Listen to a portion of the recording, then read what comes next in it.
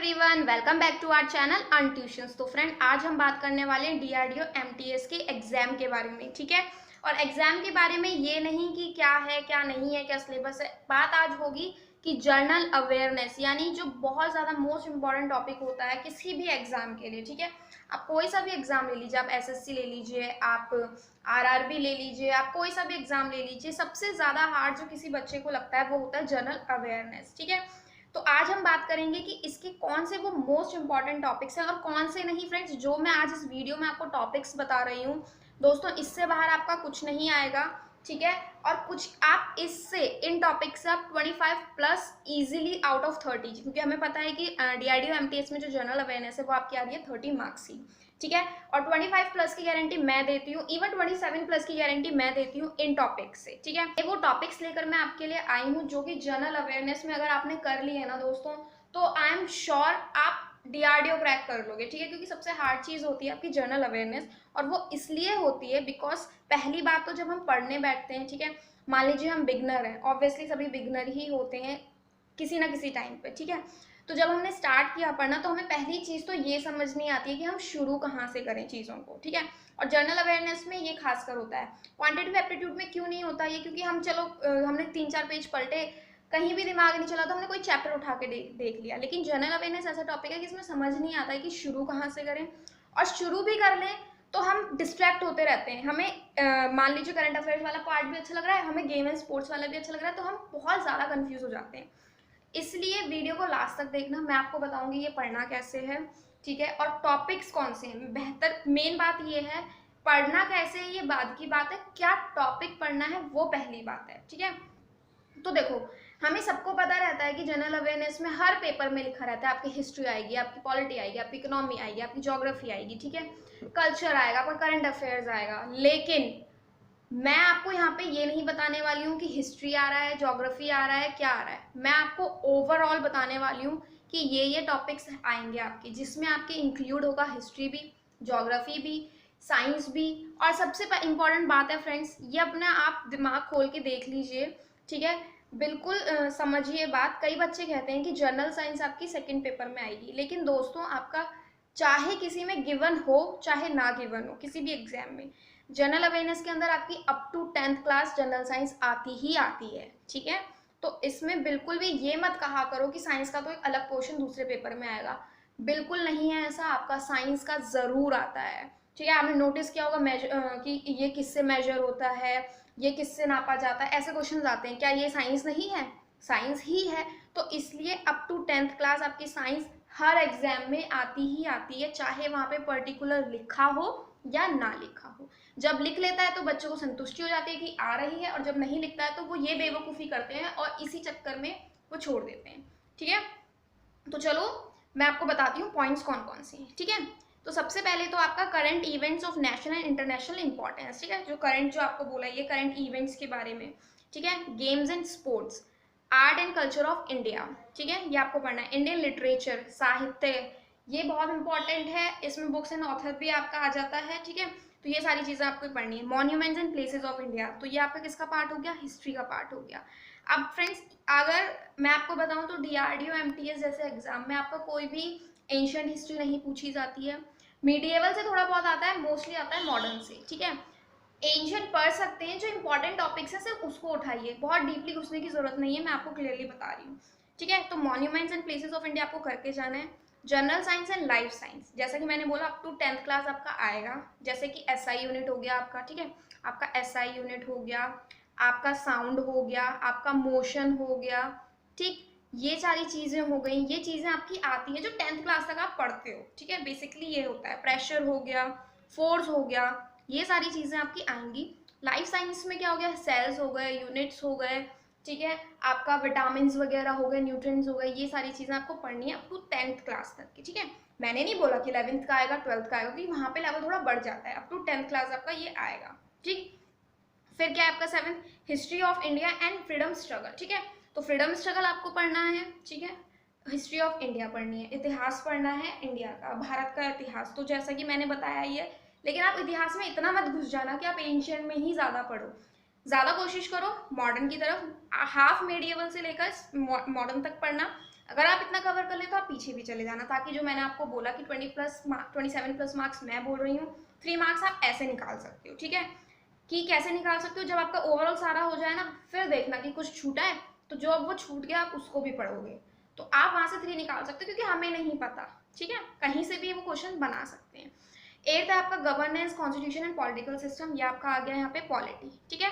तो जैसा कि है कॉन्स्टिट्यूशन आपको पढ़ना ही पढ़ना है, ठीक है, कॉन्स्टिट्यूशन तो बहुत अच्छे से पढ़ना है। और अगर आप जनरल अवेयरनेस, सबसे पहली बात तो ये है कि जनरल अवेयरनेस के टॉपिक है, क्लासेस ऑब्वियसली आपको चाहिए होंगी, ठीक है, तो क्लासेस मेरे चैनल पे डेली आ रही हैं, ठीक है, लिंक मैं आपको जनरल अवेयरनेस के नीचे दे दूंगी। और कॉन्स्टिट्यूशन तो हम बहुत ही अच्छे से पढ़ रहे हैं, ठीक है, धीरे धीरे सारे आ रहे हैं, क्योंकि मैं पढ़ाती हूँ तो एक दिन में मैं 3-4 वीडियो नहीं डाल सकती हूँ, क्योंकि बहुत प्रॉब्लम हो जाती है, बनानी होती है, एडिट करनी होती है, सब कुछ करना होता है, ठीक है, तो इसलिए एक दिन में बहुत सारी नहीं आ सकती है, बट एक एक दिन आती है, ऑल्टरनेटली आती है।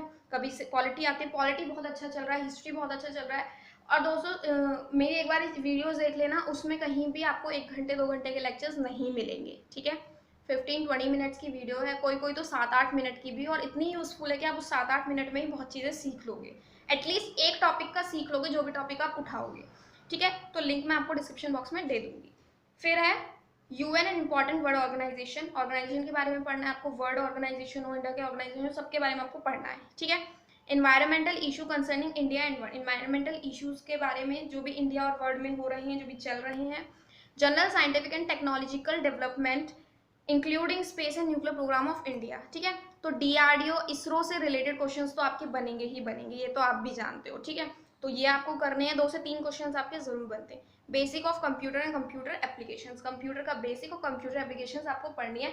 अब देखिए जनरल अवेयरनेस में कहीं भी ये लिखा है कि कंप्यूटर आपको पढ़ना है, नहीं, ठीक है। नॉर्मली क्या लिखा रहता है, history, polity, constitution, Indian constitution, economy, cultural, current affairs, इतने में खत्म कर देते हैं। जो लेकिन इंपॉर्टेंट टॉपिक्स हैं, जो आप पढ़ के मार्क्स गेन कर सकते हो, वो यहाँ पे है, ठीक है। नेक्स्ट टॉपिक है common abbreviation, transport system of India, Indian economy, famous personalities of India and world, ये तो जरूर करके जाना।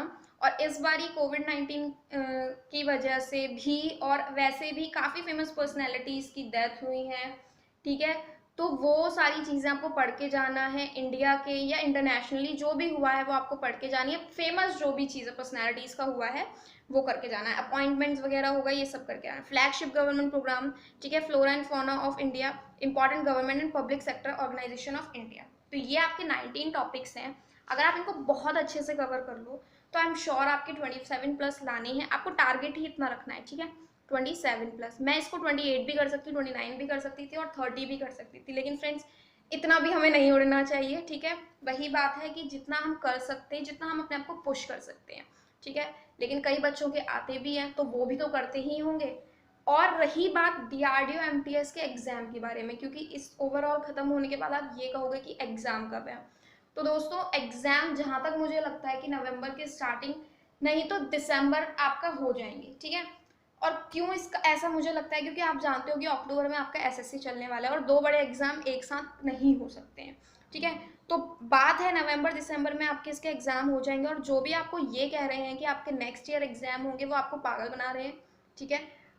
नेक्स्ट ईयर क्यों नहीं होंगे मेरे हिसाब से, क्योंकि आपके सभी एग्जाम्स की date within this year आ चुकी हैं, ठीक है। डीआरडीओ की जो और रिक्रूटमेंट वैकेंसीज हैं जो आने वाली हैं उस पर प्रोसेस चल रहा है, उसका प्रोसेस चल रहा है, ठीक है।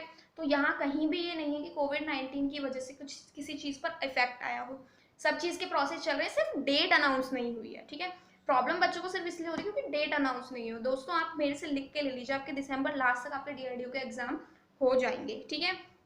और रही बात 15 दिन पहले तो आपको पता चल ही जाएगा, ठीक है, कि आपके कब एग्जाम होंगे, and with in a week आपके वीक से मतलब 1 वीक पहले आपका एडमिट कार्ड आ जाएगा। अब इस सारी बात को भी मैं कट करती हूँ, बात यह है कि एग्जाम आपके कभी भी हो, क्या एग्जाम फरवरी में होगा तो आप फरवरी 28 को होगा तो आप फरवरी 1 को पढ़ना शुरू करोगे, नहीं ना।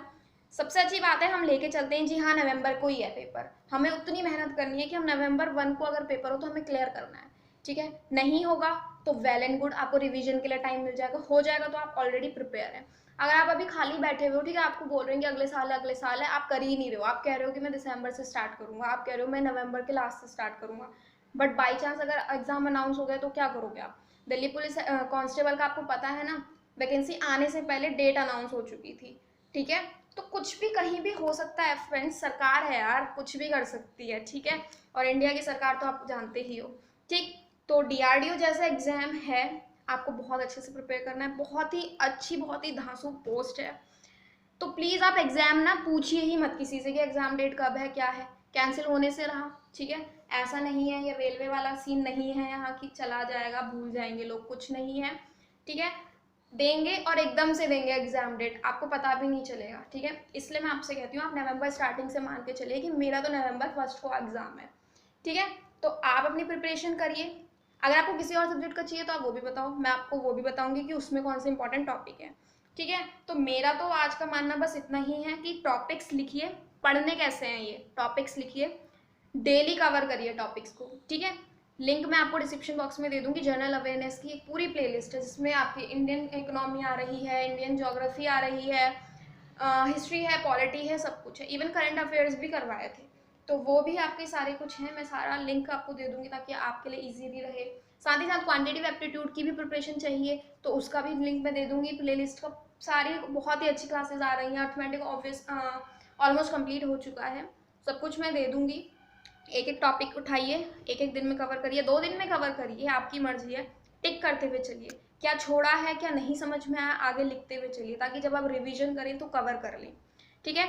तो फ्रेंड्स आज की वीडियो बस इतनी ही। अगर अच्छी लगी हो तो प्लीज़ इसे लाइक ज़रूर कर देना, सबके साथ शेयर ज़रूर कर देना, सबको बता देना कि यार ये टॉपिक्स पढ़ लीजिए, ठीक। और सब्सक्राइब ज़रूर कर दो, क्योंकि अगर आपने अभी तक सब्सक्राइब नहीं किया तो आपको और अच्छी अच्छी जो वीडियोस आने वाली हैं चैनल पे वो नहीं मिल पाएंगी, ठीक है। और बेल बटन को प्रेस कर देना ताकि जब भी मैं कोई नई वीडियो लेकर आऊँ आपके पास उसकी नोटिफिकेशन सबसे पहले आ जाए। Thank you.